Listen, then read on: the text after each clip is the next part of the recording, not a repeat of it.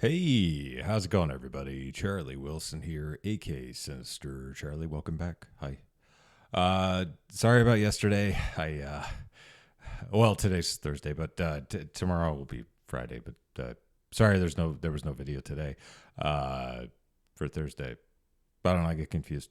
I got a really bad migraine, and my my fingies weren't finging, and they were getting real numb, and I ended up getting a really bad migraine, and I was puking all over the place. So, not good, not good. So I might have to take a visit to the VA, even though I hate going there. So we'll get that checked out. I was saying, I thought I was having a stroke for a second. It was kind of scary. I was like, my fingers aren't working. So I feel better today. I actually went to the gym for a little bit, but despite I probably shouldn't have gone. But I only went for like half an hour. So, but yeah, I feel a little better today. We're good. Yeah, I died just a little bit of a scare. I got scared. But yeah, we got some more fat electrician. The Fat Files, the chicken conspiracy robbing Americans of the Toyota Hilux. The Hilux is I believe it's a truck that you can't get here in the U.S. Or at least you have to have it special ordered. I don't know. I know that the either Popo Medic or somebody else like that has one. But yeah, we'll check this out. I don't know what it is. Let's go. Just once in my life, I would like to go to the internet with a question and have my question answered Well, without too bad. falling into an enormous rabbit hole of government conspiracies and nonsense. Quack. Okay, long story short, Toyota's got this new truck coming out. It's just a flatbed, plain Jane work truck, nothing fancy about it. And it was. Oh, sorry, I had to go back and look at that. I kind of want that. Toyota's got this new truck coming out. Huh, all right. It'd be a good work truck. Looks like it. I'd rock the hell out of that, man. That looks nice. Hey, everybody, get me to 1 million subs and so I can buy that. It's just a flatbed, plain Jane work truck, nothing fancy about it, and it was supposed to be like $10,000 or $11,000 brand new. So naturally, I wanted one. That's so not bad naturally, at all. I go to the internet with a simple question: am I going to be able to buy this new Toyota truck in America? To which I am met with the answer: probably not. Most likely for the same reason you can't buy a Toyota Hilux, which is the other thing that's been pissing me off for 10 years inside of America. And naturally, in the back of my head, I just kind of assumed like, oh, Toyota just doesn't want to sell that truck in America for some reason. Maybe the money's not right. It costs. I think maybe it's something to do with the U.S. government won't allow it to be sold in the U.S. Maybe, I don't know. Too much to import, whatever. And yeah, it does cost too much to import, but it's because of chickens and Lyndon B. Johnson. Oh. That's why. What's that? Nick's so mad he forgot to send me a segue for the ad. Well, that means we gotta do it, right? Oh no, yeah. Don't do that. I don't know what that was. Play the ad. Me? This video is sponsored by Aura, where you can get everything you need to be safe and productive online in one convenient location. When you sign up for Aura, you're going to get a password manager that's going to help you have a strong and unique password for every online account that you have. In addition to that, you're also going to get antivirus software as well as a good. VPN. Thank you, though. But Aura doesn't just keep your computer safe, No they offense. also keep your identity and your money safe as well. Aura will go to all the big data brokers on the internet, find out which ones are selling your personal information, and then submit opt-out requests to have that information taken down. That's They a good also idea. offer credit monitoring and home title monitoring, and in the unfortunate situation that somehow that isn't enough and your identity still gets stolen, they offer up to $1 million in insurance and a team that is available 24/7 to help you resolve the issue. So go ahead and use my link down below. You're going to get a 14-day free trial with Aura. Let's get back to the video. And I can hear the comment section already. If you want a Hilux, just get a Tacoma. They're basically the same thing. They're not the No, same. they are not, for multiple reasons. For one, I've driven a Tacoma, and it is literally the slowest moving vehicle I have ever driven in my entire life. That thing accelerates from 0 to 60 in like 3 to 5 business. I don't know, man. I had a Chrysler Cirrus that was really bad. That was my first car. A 2000 Chrysler Cirrus. The battery, you had to change the battery. You had to get up under the hood. It was really stupid. Anyway. Days, okay? Fucking Fred Flintstone would beat that thing in a drag race. Secondly, I don't vividly remember being 14 years old watching Top Gear with my dad and seeing those guys drop a fucking Tacoma into the ocean. And sorry, by get up under the hood, I mean you have to jack the car up to change the battery in the Chrysler Cirrus 2000. It was stupid.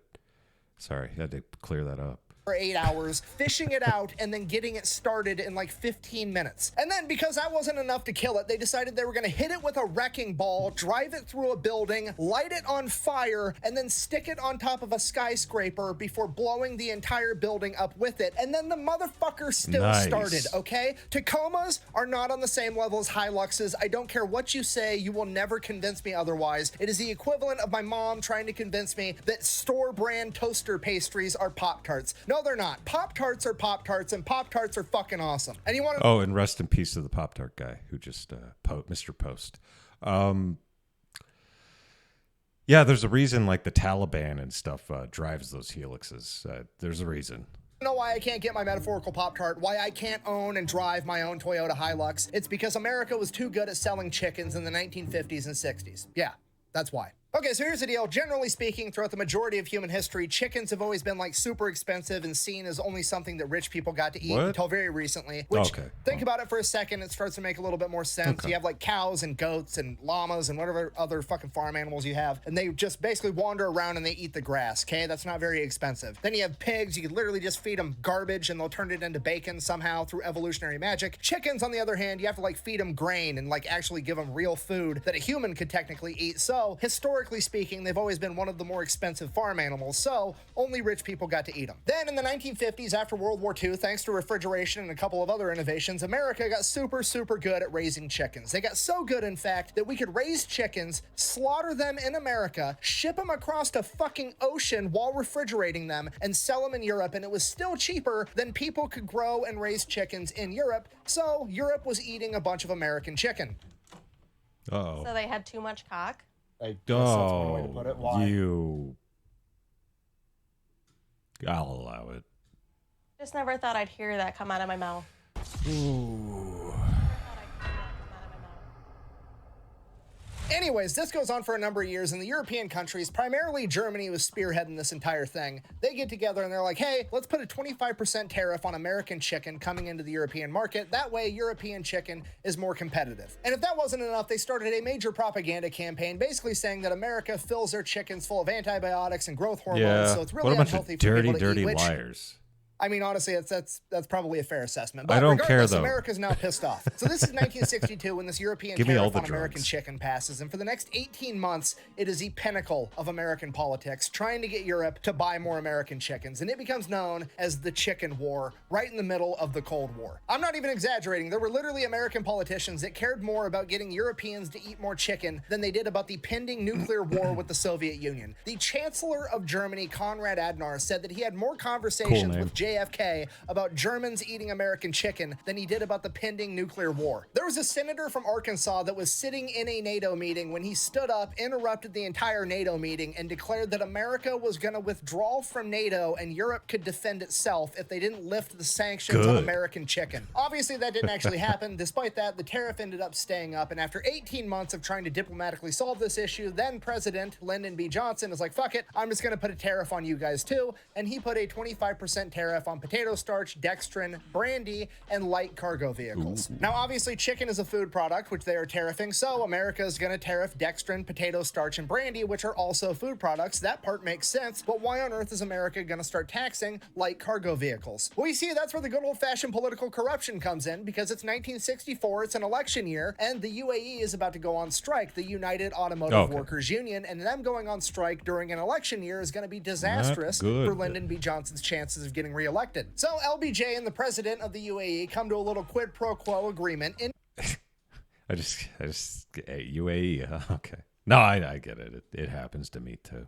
In exchange for the UAE not going on strike during LBJ's election, LBJ is going to abuse his political power to make sure that somehow, some way, so many Volkswagen Type 2s, which are incredibly popular in America right now, quit getting imported, aka the Love Bus. You know, you've seen those. This is where they went. They went away because of this. So this is why light cargo vehicles gets added to the chicken tax, adding a 25% tariff to basically make it so that Germany can't import the Type 2. Now, light cargo vehicle at this point in time is defined as 2 seats or less and designed to transport cargo. So then, because of that, all the foreign auto car makers like Toyota and Honda and all the other ones that make small trucks, not wanting to pay a 25% tax to import their trucks, start importing the truck itself, like the chassis and the cab and the motor, all completely built in their country, and then they ship over the bed separately, and then they have a warehouse where they like throw a couple of bolts on and attach the bed, so that way it's assembled in America, and they're only going to get taxed 4% instead of 25% because the U.S. government is this fucking stupid. Yeah. So then in the 1980s, the U.S. government closes that loophole, to which all the other auto car makers are like, fine, we'll just exploit another loophole. We'll just start adding more seats, so that way there's more than 2 seats,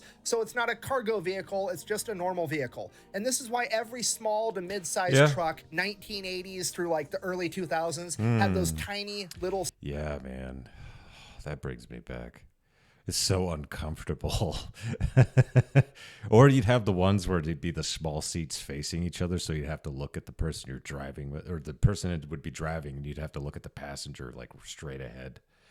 It's very annoying. So that's who we have to thank for that. Seats in the back that no human could ever actually fit on. It's because they were never actually designed for people to sit on. They were just there so that they could legally say, oh, it's designed to sit more than 2 people, therefore I get taxed at 4% instead of 25%, again, because the government is dumb. Which, fun fact, this is also why the Subaru Brat had those stupid plastic seats. I was going to say, it looked like a Camaro at first, but that's pretty sick, dude. I'd rock that. In the back. And then they came out with the CAFE standards, which is basically like trying to, you know, save the environment with emissions and stuff. And the rule was the vehicle has to be like proportional compared to how much emission that it emits, I guess. So like if a truck is really big, it can emit a bunch of CO2 into the atmosphere. But if a truck is really small, it's not allowed to emit a bunch of CO2 into the atmosphere. And this is actually why all the trucks in America are fucking ginormous lately in like the last 20 years. Okay, I know that's like a super popular thing to bitch about. Like you hear a bunch of hippies and college kids bitching about how American trucks are too big and it's more dangerous, and they're probably like the last like 20 years people have been saying that. So yeah, taking up space on the road and they're beating up the infrastructure. Yeah, it's because of stupid fucking emissions policies, because it's easier for automakers to just make the truck physically fucking larger than it is to make the emissions somehow magically lower. That's ridiculous. So that's why that's happening. So not only is the CAFE standards not helping with emissions and CO2, it's actually incentivizing automakers to make trucks unnecessarily ridiculously large just so they can comply with this law. And I know what you're thinking. Well, at least the chicken tax is helping American automakers compete in the market so that they can make more money and stay in business. And that's just not the case anymore either, because even they're getting fucked over by this law. Because when Ford tries to import transit vehicles, which they have made over in Turkey, they have to intentionally put extra seats and windows and shit inside of it, import it, and then send them to a factory and have all the seats and windows taken out and convert it back into a fucking cargo vehicle. This is why all the transit vans and shit that are super popular are really fucking expensive. And this is why my work that I work at, to be an electrician, can't ever find a goddamn transit van to use as a work truck, because A, they're getting way more expensive because we're having to import them with extra seats so they're not cargo vehicles, because somehow that saves money. And then my boss is desperately trying to compete with all the fucking millennials that want to go live in a van and start an Instagram so they can have hashtag van life in every fucking picture they post. This policy is looking at you, Tim Pool. Remember he was supposed to do that van life thing for a while? I don't know. Don't get me started on Tim Pool. Literally helping nobody. Nobody on the planet is benefiting right Take off that beanie. Now, except for maybe the government, so that they can get more tax money over fucking nothing, okay? Potatoes, dextrin, all that other shit, all that shit's gone. They're not tariffing that anymore. That tax went away. It's just on cargo vehicles now, and it's for no reason. And you're like, oh, this fucking fat electrician guy's just misrepresenting the entire situation because he's angry that he can't own a Toyota truck that he wants. No, that's not it. In 2003, the Cato Institute researched the entire thing. This is 21 years ago, by the way. They did all the research and they came to the conclusion, and I quote, the chicken tax is a policy that is in search of a rationale. There's no fucking reason for this law to exist other than to fuck people over. I have literally spent the last 3 days of my life successfully wrapping my entire brain around this issue and come to the conclusion it's so fucking stupid that it's driving me insane. This is literally the epitome of government intervention. What's the problem? Oh, Germany's not eating enough American chicken. Don't worry, the government's gonna step in and help. Fast forward 70 years. Guess what? Germany's still not eating enough American chicken, but you're not allowed to own a Toyota Hilux either. Oh, good. I'm literally getting cock blocked from owning my dream car. Thank you. I'll be honest, I don't even understand how I got here. Like, I woke up one morning, there was like, oh, hey, Toyota's coming out with a new truck that's gonna be super cheap and cool. And I'm like, oh, I wonder if I'm gonna be allowed to buy it. And next thing I know, I'm fucking the internet's crazy uncle on Thanksgiving somehow. I need a beer. Okay, Yeah. this is too much. I gotta go. Thank you for watching. Yeah. Best way to support the channel is go buy Ooh, some merch over at the Fatalic. I know that's a limited time, but $30 for a t-shirt, man. I really want that male cat shirt. Man. Thinking about it. Electrician.com. Quack bang out. Chickens, lots of chickens. Look at that. I'm going to figure out a way to get a Toyota Hilux at this point. It's gonna happen. Maybe. Anyway, we found out about cluck, cluck, chicken, bok, bok, cluck, cluck. Yeah. Okay. That's it. Sweet. Thank you very much for watching, everybody. I really appreciate it. Please like and subscribe down below. And yeah, it makes me feel real good inside and helps out the channel. And if you have any suggestions, put them in the comments. We get to suggestions all the time. All the time. So that's it. This will come out on Friday, so we'll probably be doing at least one live stream this weekend. So if you're free and you see me in your feed, come by and say hi. I don't bite. That's it. There's nothing more to that. Okay. Bye.